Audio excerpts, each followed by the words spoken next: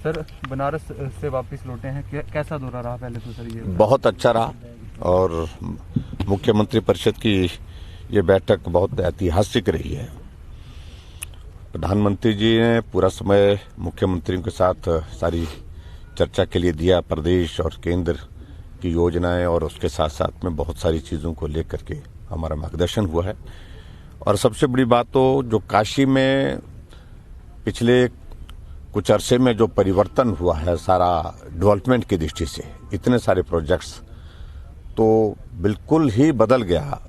और वहाँ खासतौर से जो नौका विहार और उसके साथ साथ में नई चीज़ों की एडिशन वहाँ पर की गई है, उस कारण से वो धार्मिक आस्था का तो एक बहुत बड़ा केंद्र है ही, लेकिन उसके साथ में पर्यटन की दृष्टि से भी एक बहुत बड़ा केंद्र अब बन गया है। और सबसे बड़ी बात है कि मुख्यमंत्री परिषद की बैठक बहुत लंबे अरसे से नहीं हुई थी, लगभग 2 वर्षों से, जब से कोविड का दौर आया।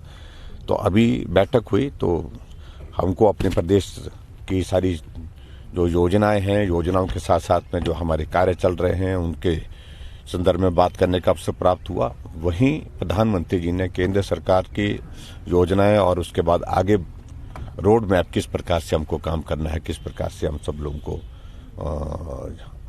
एक मजबूत भारत का निर्माण करते हुए आगे बढ़ना है, उन सारी चीजों को लेकर के बहुत विस्तार से बातचीत। सर, विपक्ष ने बड़े सवाल उठाए कि मुख्यमंत्री जी सदन को छोड़कर चले गए, तमाम बातें हम विपक्ष को बता करके गए थे। विपक्ष के नेता अगर आगे नहीं बताते हैं, सबको बताना तो संभव नहीं था कि मैं सबको ही बुला करके बताता, लेकिन मैंने विपक्ष के नेता को बहुत पहले ही सूचना दे दी थी। जिस दिन मुझे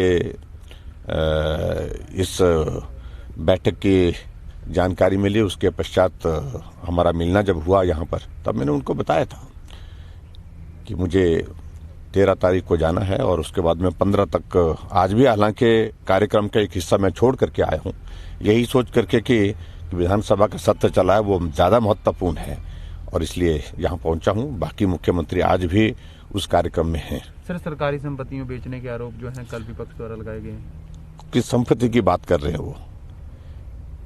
जहां टूरिज्म के क्षेत्र में हिमाचल प्रदेश ने सिर्फ और सिर्फ जो है चलाने के लिए, उनको संचालित करने के लिए 2-3 जगह हमने कुछ प्रोजेक्ट्स को काम देने की बात कही है, उसको बेचना नहीं बोलते हैं।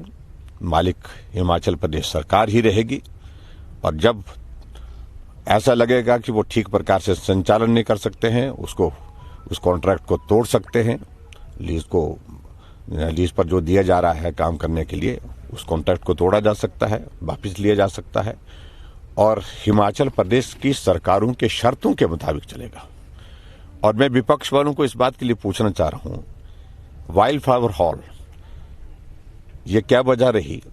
सरकार की, मैं कह सकता हूं कि हजारों करोड़ की प्रॉपर्टी जो है एक प्राइवेट कंपनी को दे दी और उसमें से क्या हासिल हो रहा है, इसका जवाब उनके पास नहीं होगा।